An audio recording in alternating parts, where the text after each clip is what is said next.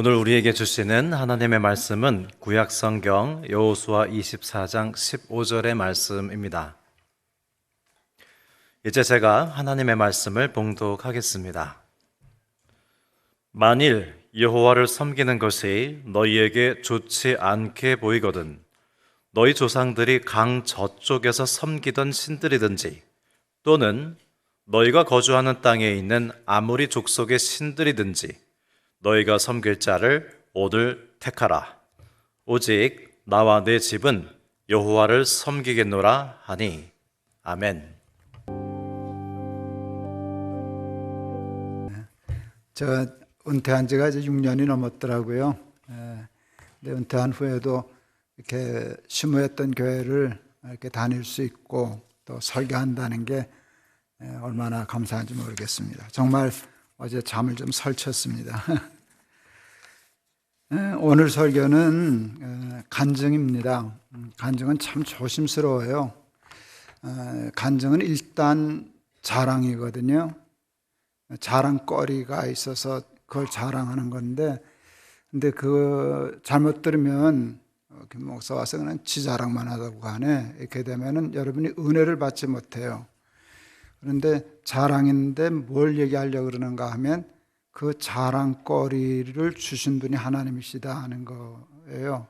그러니까 그 자랑의 주신 하나님을 여러분 보시면 은혜를 받고 하나님을 놓치면 기분 나쁘고, 그래서 저도 조심해서 설교를 하려고 그러고 여러분도 좀 조심해서 들으시면 이 설교가 여러분에게도 은혜가 되었으면 좋겠습니다. 제가 참 복을 많이 받았습니다. 다윗의 시편 23편에 보면 다윗이 나의 잔이 넘치나이다 라고 고백하는데 어느 날 보니까 저도 넘치더라고요. 하나님 제 잔도 넘칩니다. 이렇게 복을 많이 받아도 되나 싶을 만큼 참 복을 많이 받았습니다. 시편 128편에 보면 여호와를 경외하며 그 도에 행하는 자마다 복이 있도다 하고서 복을 열거하시는데, 첫째, 손이 수고한 대로 먹을 것이라. 그러니까 경제적으로 물질적으로 크게 어렵지 않겠다는 뜻이겠죠. 근데 보니까 제가 그 복을 받았습니다. 제가 늘 목회하면서 개혁을 할 때 나는 은퇴할 때 원로 목사하지 말아야지, 교회 폐기치지 말아야지 하는 생각을 늘 했어요. 그래서 하나님 앞에 늘 은퇴하기 전에 기도했어요. 하나님, 은퇴한 후에 늙음하게 교인들 걱정 끼치지 않게 해주세요. 교회 폐 끼치지 않게 해주세요. 또 아이들, 자식들 폐 안 끼치게 해주세요. 늙어도 경제적으로 독립할 수 있게 해주세요 하는 기도를 했었습니다. 그리고 손주들이 있는데 손주들이 이쁘잖아요. 그래서 손주들 용돈 주게 해주세요. 애들이 이쁜데 이게 좀 쪼들려가지고 선뜻 용돈 못 주면 좀 서글퍼질 것 같아요. 그래서 용돈 주게 해주세요 라고 기도했어요. 친구들하고 밥 먹으면 신발끈 안 묶게 해주세요. 그것도 또 초라해지잖아요. 없으면 신발끈을 묶을 수밖에 없는데 신발끈 안 묶게 해주세요. 오늘 내가 쏠게, 오늘 내가 낼게. 이게 늙음하게 그래도 누릴 수 있는 복이잖아요.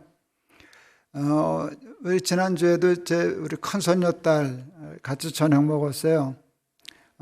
용돈을 줬어요. 그러면서 얘기했어요. 할아버지가 너 용돈 주고 싶어서 기도 많이 했단다. 손주들 용돈 주게 해주세요 하는데 애들 용돈 주는 일에 불편함이 없거든요. 그리고 또 하나, 그러나 이실 짓고 하는 거니까 또 얘기하면 골프 치게 해주세요. 근데 그 기도를 하나님이 다 들어주시더라고요. 제가 은퇴한 목사인데 이렇게 경제적으로 쪼들리지 않는다는 게 참 신기하고 또 감사하죠. 근데 쪼들리지 않아도 감사한데요. 감사한데 하나님이 생각지 않게 채워주시더라고요. 제가 심우할 때보다 더 여유로워졌어요. 난 유튜브에서 돈이 나올 줄을 몰랐어요. 사람들이 이렇게 얘기하니까 저거 돈 저거 하려고 유튜브 하지. 근데 제 양심적으로 제 나이가 몇인데 그리고 뭐 지금 뭐 그렇게 저하다고 그렇게까지 살 필요가 없는데 날마다 기막힌 새벽 제가 너무 고통이 심해서 암이 힘들어서 그 고통을 은혜로 이겨보자 해서 시작했던 거고 그것을 혼자 나누지 말고 아이들이 권해서 유튜브에 올려서 같이 나누세요. 그래서 시작한 건데 어쨌든 제가 다 못 쓸 만큼 생기고 평소보다 더 많이 나눌 수 있고 섬길 수 있고 베풀 수 있는 걸 됐는데 전 그것도 하나님이 제게 주신 큰 축복이라고 생각하고 참 복을 많이 받았다 이렇게 생각을 합니다. 두 번째는 복되고 형통하리로다. 형통이라는 말씀을 주셨어요. 근데 제가 보니까 형통하더라고요. 사실은 뭐 형통이 아니라 암에 걸렸는데 그것도 3개씩이나 걸려서 형통하고 전혀 관계없는 길로 들어섰다.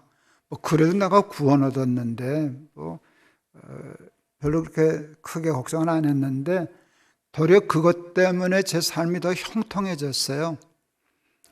암에 걸리고 그걸 이기려고 날마다 기막힌 새벽을 하고 그것을 또 교인들과 같이 나누려고 하다 보니까 제 사역이 커졌어요. 교회를 은퇴했는데 제가 늘 보이지 않는 성전 얘기했는데 말한 대로 됐어요. 날마다 기막힌 새벽 유튜브 방송이 보이지 않는 교회잖아요. 큰 교회가 되었어요. 사실은 매일 설교를 올려야 하기 때문에 시간과 공을 그렇게 많이 드릴 수가 없어요. 뭐 기도하고 준비하고 책 보고 그러면서 설교했으면은 그걸 어떻게 몇 년씩 매일 하겠어요? 그래서 이렇게 그냥 쉽게 올리는 설교인데 그 설교를 형통케 해주셔서 제가 자랑하는 거니까 해도 되죠? 제가 셀럽이래요.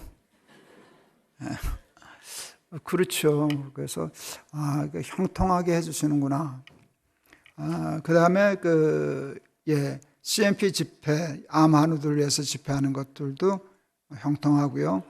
에스겔 선교회라는 것을 시작을 했는데 사실은 제가 이제 좀 세습을 반대하고 그랬더니 그 세습한 교회의 후원을 받던 선교사가 사실은 우리 높은 뜻 교회 청년 출신이거든요. 그랬더니 선교비를 끊더라고요. 내가 당황했어요. 야, 교회가 선교비 끊는 건 맞는데 선교사가 선교비를 끊는 건 보다 처음 본다. 아프리카에 있는데 어떻게 해요? 그래서 그 선교비 해주려고 시작했던 선교회가 커졌어요. 굉장히 커졌어요. 그래서 많은 일을 할 수 있게 됐는데 선교회도 형통해요.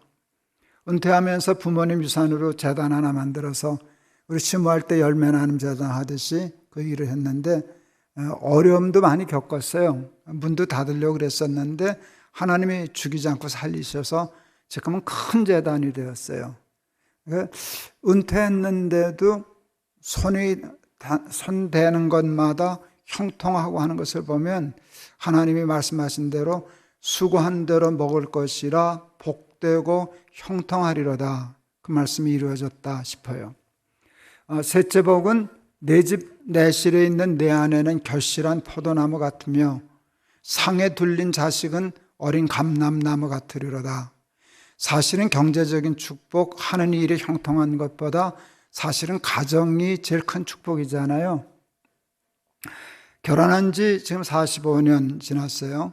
이제 46년째 들어섰는데 여러분 46년을 함께 산 아내가 이렇게 볼 때 결실한 포도나무 같으며 쉽게 말하면 이뻐 보인다는 소리예요. 자기 아내가 사랑스러워 보인다는 거예요. 그러면 복이죠. 제가 가끔 우리 아내한테 장난쳐요. 당신 이쁘다. 근데 우리 아내는 제가 장난으로 그러는 줄 알아요. 진짜 이뻐서 그러는 거거든요. 근데 이뻐 보이는 걸 어떡하겠어요? 근데 이제 70 넘은 할머니가 뭘 이쁘겠어요? 근데 이쁜 걸 어떡하겠어요? 근데 그건 내가 받은 복이라고 생각해요. 45년을 한 아내와 같이 살면서 산다는 게 참 복이다. 상에 둘린 자식은, 여러분 상에 둘렸다는 게 이게 아이들하고 사이가 좋다는 거예요. 근데 사실은 자녀들하고 사이가 좋은 것이 그렇게 쉽지만은 않아요. 근데 상에 들렸어요. 아이들이 다 그래도 우리 부모한테 잘하고 그래요. 우리 아이가 그러더라고요. 그 자기 기도가 사부자가 반경 15분 안에 다 사는 거다고. 근데 이제 거의 그렇게 됐어요. 이렇게 상에 들리고. 우리 둘째 아이가 사실은 이제 최근에 이제 여섯째 손자를 낳았어요. 걔는 늦게 결혼을 하고 애도 늦게 낳았어요. 애가 안 챙겨서 사실은 시험관을 7번인가 했는데 실패했어요. 제가 7번째 실패할 때 하나님 앞에 짜증을 냈어요. 하나님 우리 며느리 힘들어요. 그래서 이제 주시는데 화딱지가 나가지고 이제는 시험관 말고 그냥 주세요. 이게 시험관도 잘했는데 자연 임신이 힘들잖아요. 근데 하나님이 그 기도로 그냥 겁나서 들어주셨어요. 짜증을 내니까. 그래서 자연 임신이 됐어요. 그리고 또 자연 분만을 했어요. 그 아이가 요즘 이제 6달 됐는데 이뻐 죽겠어요. 저는 특히 애들이 이뻐하잖아요. 참새 방앗간이에요. 그냥 수시로 들락거려요.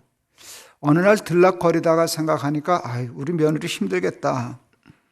이건 뭐 할머니 할아버지가 그냥 자기 좋다고 그냥 시도 때도 없이 들어오니까 우리 며느리 힘들 텐데 제가 그렇게 생각했는데 우리 아들 며느리가 그래도 말이라도 이렇게 해줬어요. 아무 때나 오세요. 아무 때나 오세요. 그래서 그 자기 집 그 문 비밀번호를 엄마 쉽게 들어오라고 엄마 생년월일로 바꿔놨어요. 괜찮죠?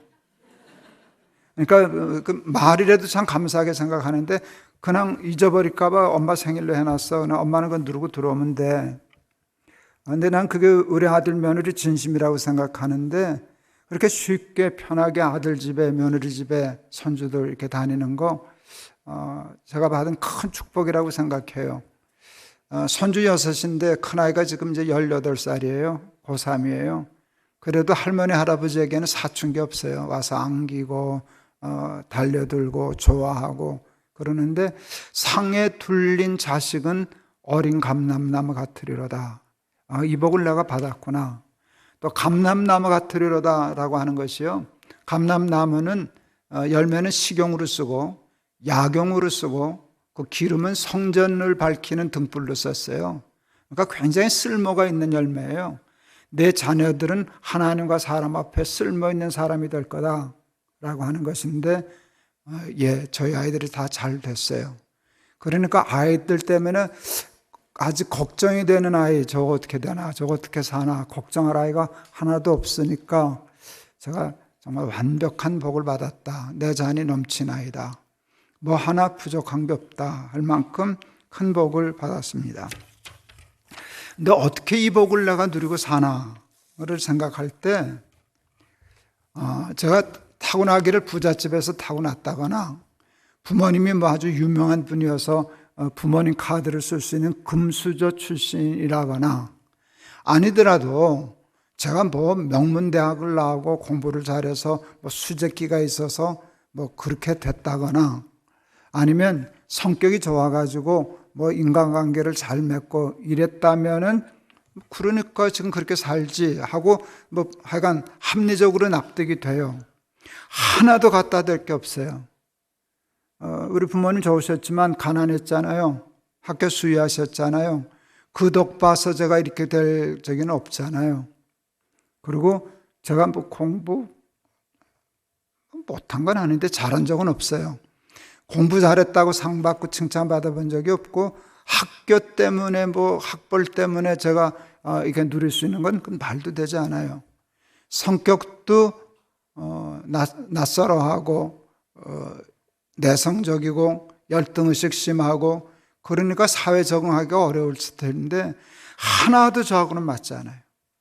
그래서 제가 좋아하는 시, 김남자 선생님의 시 선물, 내야 흙이온데 밀랍이듯 불 켜시고 한평생 도리온 걸 옥외문양 그으시니 난생 처음 이런 조화를 보겠네. 이건 뭐 100번을 읽어도 좋아요. 나하고 똑같거든요. 그냥 아멘 소리가 절로 나와요. 정말 그렇구나. 제가 좋아하는 찬송 하나님의 은혜로 이 쓸데없는 자 정말 쓸데없었는데 왜 구속하여 주는지 난 알 수 없도다. 괜히 그러는 게 아니라 제가 정말 이해가 안 가요. 내가 사는 복은 이해가 안 가는 복이다. 납득이 안 가는 복이다. 근데 딱 하나 걸린 거는 그건 믿음이에요. 목사가 상투적으로 그렇게 얘기한다, 설교한다 싶을 수 있지만 그렇지 않아요. 제가 이 복을 받는 이유는 하나님 때문이에요. 꽤 여러 해 전에 외국에서 박사학위를 한 후배 목사가 절 찾아왔어요. 형님, 요즘 제 심정이 끈 떨어진 연과 같습니다. 박사학위를 왔는데도 학교든 교회든 임지가 없었어요. 1년 동안. 당황해서 끈 떨어진 연과 같다 그랬을 때 제가 야단쳐 줬어요. 네가 끊어졌다는 건 끈이 아니야. 그게 끊어진 게 아니라 본래 끈이 아니었어. 끈이 아닌 걸 끈이라고 생각한 거지. 끈은 하나밖에 없어. 그 끈은 보이지는 않지만 끊어지지 않아. 끊어지지 않는 끈을 붙어 잡아야지. 끈 아닌 걸 끈이라 생각하니 그게 붙어 있을 수가 있냐? 가서 끈 붙어 잡아. 그거 제 믿음이에요. 저는 하나님만 끈이라고 생각했어요. 높은 뜻 숭의교회 개척할 때 숭의여자대학에서 시작했어요. 이사장님이 큰 부자였어요. 그래서 이상한 소문이 돌기 시작했어요. 김동호 목사가 큰 물줄을 잡았다더라. 100억을 받았다더라. 진짜처럼 그 얘기가 돌았어요. 제가 교회 홈페이지에다 글을 썼죠. 큰 물줄 잡았다는 소문이 있던데 내가 큰 물줄을 잡았다. 맞다. 큰 물줄 잡았다. 100억을 받았다 그러는데 그보다 훨씬 더 보장받았다. 그런데 내가 잡은 물줄은 큰 물주가 아니라 조물주다. 이렇게 썼어요. 여러분 정말이에요. 여러분 저한테 큰 물주들 꽤 많았어요. 돈 많이 갖다 주는 분들 꽤 있었어요. 몇 억씩 갖다 주는 분들도 있었고요. 있었죠. 제가 나중에는 1000억까지 받아봤었잖아요. 그거 주면 제가 받게요, 안 받게요? 받게요, 안 받게요?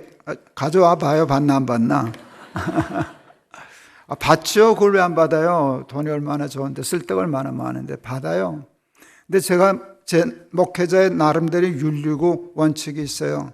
그렇다고 특별대우는 안 한다. 가난해서 엽전 2푼 내는 가난한 교인에 한 달 10,000원을 내는 교인이나 몇 억을 내는 교인이나 하나님 앞엔 똑같은 것이지, 거기에 차별 두면은 그 사람이 내 끈이 되는 거예요. 물주가 되는 거예요. 그렇게 되면 그분도 망하고 나도 망하는 거예요. 제가 받기는 받는데 끈 대접을 안 해주니까 끊어지더라고요. 돈을 안 주더라고요. 그래도 상관없어요. 왜? 내가 거기다 기대지 않았었으니까. 거기 기대지 않았었으니까 주시면 쓰는 거고 안 주면 안 쓰면 되는 거고, 그러고 살았더니 제 목회와 교회와 신앙을 지킬 수 있었어요. 하나님만 믿는다라고 할 때 또 중요한 것은 하나님의 말씀대로만 한번 살아보자 하는 것이었어요. 근데 말씀대로 사는 게 참 어려워요.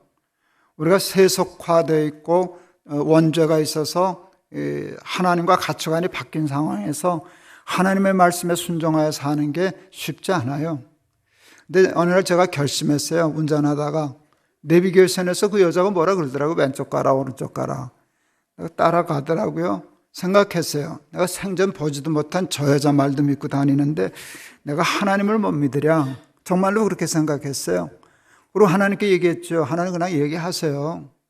내가 이해를 하거나 못하나 신경 쓰실 거 없어요. 저는 그냥 믿을 거예요. 하나님이 이해 안 되는 게 저는 이해가 되니까 하나님 그냥 말씀하세요. 듣겠습니다. 주여 말씀하옵소서, 주의 종이 듣겠나이다 하는 원칙을 세웠어요. 제가 여러 번 우리 설교하면서 간증처럼 얘기한 거예요. 높은 뜻 숭의교회가 학교에서 나가라 그랬을 때 우리가 갈 데 없었어요. 교인이 5,000명이나 그때 출석할 때인데 어디를 가요? 근데 우리는 그때 보이지 않는 성전 건축 200억 작정한 돈이 있었어요. 그래서 쉬웠어요. 아유, 하나님 이때를 위해서 준비하셨구나. 그런 생각이 들었어요. 보이지 않는 성전 건축을 보이는 데서로 전용하고 나중에 해주면 돼요. 순서만 바꾸면 돼요. 안 할 거 아니니까. 그런데 하나님이 누가복음 9장 62절 쟁기를 잡고 뒤를 돌아다보는 자는 하나님 나라에 합당치 않다. 그냥 단지 그 한 말씀에 우리가 바꿨어요. 200억 중에 단돈 10원도 보이는 예배당을 위해서 전용하지 않는다. 하나님 나라 사람들은 그렇게 생각하는 게 아니란다. 그래서 우리가 당에 결의하고 그냥 그거 예배당 해결하는 데 쓰지 않았어요. 하나님이 기가 막힌 복을 주셨어요. 교회를 네 수로 나누라 하는 건 생각지도 못했던 일이었어요. 상상한 적도 없는 일이었어요. 교회를 네 수로 분립한다. 교회를 네 수로 분립했는데 제 평생 목회에 하나님 앞에 감사하고 자랑할 만한 간증거리 일이 많은데 1등 목회 간증과 자랑은 교회 분립이에요. 저는 그것을 신의 한 수라고 불러요. 하나님의 한 수죠. 하나님 아니면 둘 수 없는 바둑을 두었어요. 세상에 이른 바둑 둔 목회자가 그렇게 쉽지 않아요. 우리 내수를 분립했을 때 제가 인간적으로 또 여전히 모자라가지고 하나님 앞에 기도했어요. 하나님 3,000명만 남겨주십시오. 무너질 줄 알아서. 교회 내수를 흩으면 무너질 줄 알아가지고 하나님 보러 교회 지켜달라고 기도했어요. 그리고 또 양심적으로 2,000명은 포기했어요. 2,000명은 어차피 갈 거니까 더 가지만 않게 좀 3,000명 남겨주면 우리 할만합니다. 근데 하나님이 웃으셨을 거예요. 제가 우리 분립한 그 다음 주일날 네 교회가 6,000명 출석했었어요. 1,000명 더 늘었어요. 그리고 우리 교회는 몸살도 하지 않고 쭉 뿌리 내려서 지금 15교회 교회가 되었어요. 하나님의 말씀에 이해가 안 되고 제가 길바닥에서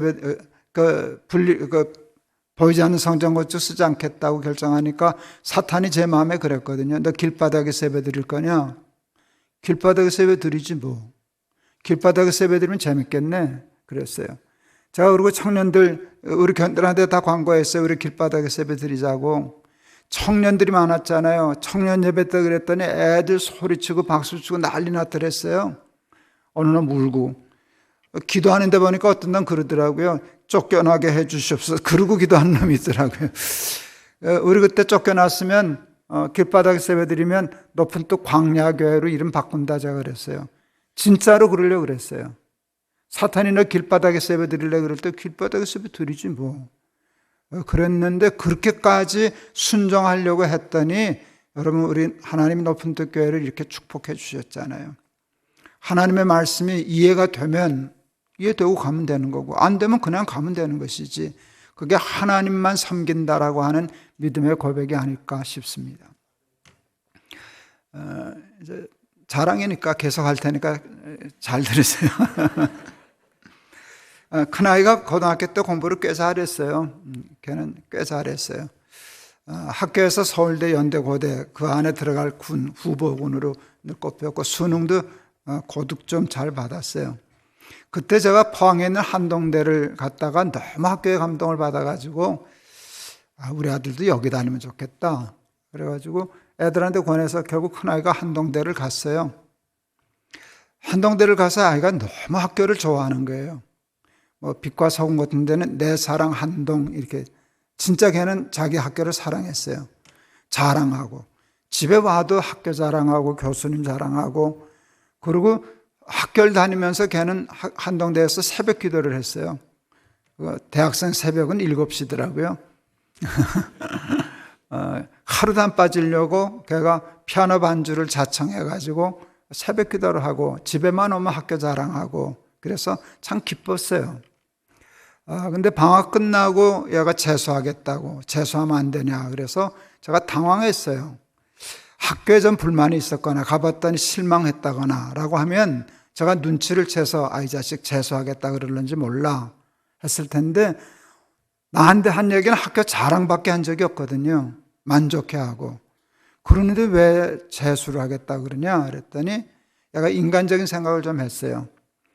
보니까 한국은 선배가 이끌어주고 학연, 인연, 지연 이런 게 따지는데 한동대는 선배가 없어요. 지가 선배니까. 그리고 지방대학에 거기 나와가지고 뭐 해먹고 살 일이 눈에 안 보이니까 자기 재수해서 쉽게 말하면 서울대 가고 싶습니다. 가도 재수해도 되냐 그랬어요. 그때 제가 내 인생이니까 내가 기도하고 내가 결정해라. 내가 기도하고 재수하겠다 그렇게 하면 시켜주실 겁니까? 기도하고 결정하면 허락해 주마. 얘가 가방 메고 기도원에 들어갔어요. 사흘 기도하고 오겠습니다 하고 가서 이틀 만에 내려왔어요. 이사야서에 있는 말씀으로 응답을 받았어요. 도움을 구하러 애굽으로 내려가는 자는 화 있을진저. 그냥 튀어내려왔어요. 서울대학이 애굽은 아닌데 우리 아이가 서울대학을 가겠다고 마음먹은 건 정확히 자기 인생의 승부를 학교, 세상에다 건 거였어요. 근데 하나님이 도움을 구하러 애굽으로 내려가 나한테 도움 구하지 않고 그렇게 응답을 주신 거예요. 그걸 하나님의 응답으로 받고 걔가 그걸 받아들였어요. 그리고 한동대로 갔어요. 제가 갈 때 아이한테 이렇게 얘기했어요. 아버지는 내가 학교 덕 보는 거 싫어. 학교가 내 덕을 봐야지. 저 괜찮죠? 우리 아들이 학교 덕이나 봐서 되겠어요? 학교가 우리 아들 덕을 봐야지. 너는 하나님 덕만 보면 돼. 하나님 덕만 보면 돼. 학교 덕, 사람들은 학교 덕 보고 사람 덕 보고 선배 덕 그게 있어야만 되는 줄 알지만 그건 끈 아니야. 그걸 사람들은 끈이라 그래. 근데 그 끈은 끈이 아니야. 끊어지지 않아. 그건 끊어질 필요도 없어. 벌써부터 끈이 아니니까 하나님만 덕보고 살아. 근데 우리 아이가 감사하게도 자기 인생의 승부를 그날 하나님께 건 거예요. 여러분 우리 아들이 지금 서울대학교 교수인 거 아시나? 여러분 이것도 이해가 안 되는 거 아니에요? 서울대학 가지도 않았어요. 그냥 지방대학 나왔어요. 한동대학 나왔어요. 근데 서울대 교수 됐어요. 쉽게 됐어요, 여러분. 쉽게 됐어요. 아주 쉽게 됐어요.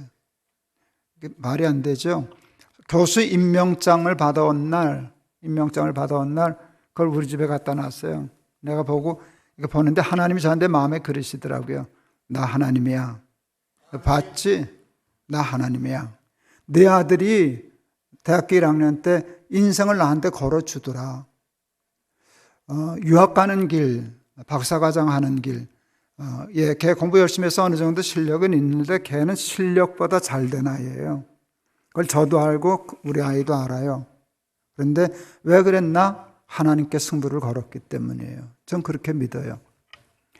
막내가 목사인데 이 자식이 한 5, 6년 전에 옷가게 하겠다고 빈티지 옷가게. 그래서 하라 그랬어요. 뭐 하라 그러나마나 너 하고 싶으면 해라 그랬죠. 왜 그런가 하면 저는 교회 목회하는 일이나 옷가게 옷장사하는 일이나 저는 다른 일이라고 생각 안 해요. 무슨 일을 하든지 죽게 하듯 하면 그게 다 성직이지. 너 해보고 싶으면 해라. 그리고 걔는 옷을 좋아하니까. 걔는 옷을 좋아하는 정도가 아니라 옷을 사랑해요. 옷 보고 예쁘다 그러는 자식이니까. 감탄하니까 너 좋으면 해라 하고 했어요. 근데 그 옷가게를 할 수 있는 돈을 대주질 못했어요. 그냥 우리 아파트 은행 담보 잡혀준 것 외에는 도와주지를 못했어요. 그래서 내가 보기에도 저게 장사가 되겠나 싶을 장소밖에 못 얻었어요. 골목에 들어가서 2층, 밖에 간판도 못 걸게 하는 그런 방 하나 얻어서 가게를 시작했어요. 제가 바꿀 것 같아서 야 아버지가 생활비 좀 도와주랴. 아버지 연금 받는 거 있는데 같이 먹어도 되니까 생활비 좀 도와주랴. 그랬더니 고맙습니다 그러더라고요. 고맙습니다. 그런데 안 받을랍니다. 왜 안 받으려고 그러냐? 그랬더니 막내가 기가 막힌 얘기를 하더라고요. 아버지 도움을 받으면 일용할 양식을 주옵시고 기도가 안 나가잖아. 우리 아들 괜찮죠? 그게 너무 기쁘더라고요. 아버지 카드 안 쓰고 하나님 카드 쓸래. 승부를 하나님께 걸겠다는 거예요. 그러고 시작했어요. 이제 5년 지났나? 6년째인가 그래요. 전 그것도 이해할 수 없는 일이에요. 여러분 돈이 많아서 처음부터 투자 많이 해서 간판 크게 걸고 뭐 그렇게 해서 시작했다 그래도 성공 확률이 낮은 건데 이게 장사 안 될 자리를 찾아가서 간판도 못 걸고 한 가게인데요. 첫 달부터 지금까지 한 달도 적자 본 적이 없어요. 무슨 말인지 아시는 거 모르겠네요. 난 그게 이해가 안 가는데 어떻게 그럴 수가 있어요? 어떻게 그럴 수 있어요? 근데 일용할 양식을 주옵시고 거기다 승부를 거니까 일용할 양식을 주실 수밖에 없었지 않겠어요? 그러니까 한 달도 안 걸으셨어요.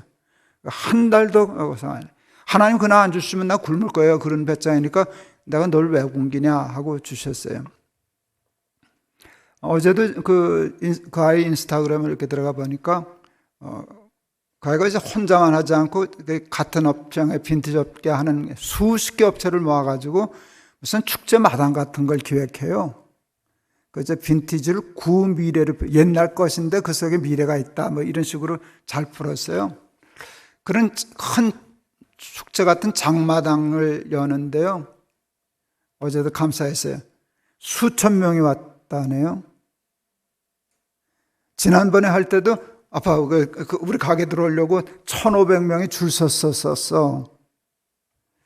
어느 이제 텔레비전에서 서민갑부라는 프로가 있어요. 거기서 요청이 왔대. 작가가 출연해 달라고. 그래서 갔냐 그랬더니 안 갔다고. 보니까 고맙습니다. 근데 사양을 했더라고요. 그래서 야, 그 가지 왜 사양했냐 그랬더니 서민은 맞는데 아직 갑부는 아니잖아. 예. 그러니까 다 똑같아요. 승부는 다 하나님. 그거는 부전자전이에요. 하나님께만 걸자. 큰아들, 막내아들, 지혜비. 그랬는데 시기 같으니까 답이 똑같이 나오는 거예요. 아버지한테는 이런 답이 나오고 아들한테는 저런 답이 나오는 게 아니라 다 이해할 수 없는 축복의 답이 나왔어요. 하나님이 저를 사랑하실까요? 여러분을 사랑하실까요? 당연하죠. 당연하죠. 하나님이 어떻게 누구를 차별하겠어요? 말도 안 되죠. 그러니까 같은 믿음이면 같은 복을 받는 것이에요. 그게 하나님의 공식이에요. 여호수아가 백성들 끌고 가나안에 들어갔더니 전에는 하나님만 섬기더니 가나안에 들어가서 농사 짓고 이러다 보니까 농사 짓는 사람들이 섬기는 바알신도 섬기고 아세라도 섬기고 그러니까 다 좋은 게 좋다고 다 섬기는 거예요. 그러니까 여호수아가 그렇게 하나님 믿는 게 아니다. 하나님이 좋으면 하나님만 섬기고 이방신이 좋으면 그 신을 섬겨야지 어떻게 하나님과 바알을 같이 겸하여 섬기냐. 나와 내 집은 여호와를 섬기겠노라. 여호와를 섬기겠노라고 하는 말의 저게 참 뜻은요. 여호와만 섬기겠다는 거예요. 그리고 너희들도 그렇게 섬겨야 한다는 것이에요. 그런데 여러분 여호수아 시대 때 이스라엘 백성들의 신앙과 우리의 신앙이 크게 다르지 않아요. 여러분은 주일날 여기 왔으니까 하나님을 믿는 사람이지만 여러분이 하나님만 믿고 살아요? 플랜 B가 있죠. 예, 하나님을 플랜 A로는 꼽아요. 그래도 만약을 다 보험을 들어놔요. 하나님이 안 되시면, 하나님이 안 통하면 플랜 B가 있어요. 여호수아가 얘기하는 건 플랜 B를 끊으라는 거예요. 하나님께 승부를 걸라는 거예요. 근데 그게 말처럼 쉽지 않아요. 쉽지 않아요. 서울대 갈 수 있는 실력이 있는데 뭐 간다고 나쁠 것도 없는데 승부는 거기다 안 걸겠다. 내 실력이나 학교에다 걸지 않고 하나님께 걸겠어요. 이제 그런 믿음, 그게 쉽지는 않아요. 아버지가 도와주겠다는데 아니 한번 하나님께 승부를 걸어볼래 하고 도움 안 받는 게 작은 일 같지만 사실은 그렇지는 않아요. 근데 이거 보면은요, 큰 물자가 참 많아요. 하나님보다 힘 있어 보이는 것들이 세상에 참 많아요. 그래서 보험 들어놓고요, 플랜 B 세워놓고요, 플랜 C까지 세워놓고요. 만일 하나님이 무너지면 하나님이 무너질 대비들을 다 하고 산다고요. 그리고 사실은 하나님이 플랜 A가 아닌 경우도 많아요. 하나님보다 더 믿고 섬기는 것들이 많을 수 있는데 그러면 오늘 간증은 못해요. 저 같은 간증 할 수 없어요. 여러분 하나님만 섬기고 하나님께 인생의 승부를 걸어서 하나님이 주시는 축복의 증인들 다 되실 수 있기를 축원합니다. 기도하겠습니다. 하나님, 우리 높은 뜻 정의교회 교인들 예수 잘 믿는 하나님만 섬기는 백성들 되게 하시사 나 하나님이야 라고 자랑하실 만한 그런 축복의 증인들 다 되게 하여 주옵소서. 예수 그리스도 이름을 받들어 기도하옵나이다. 아멘.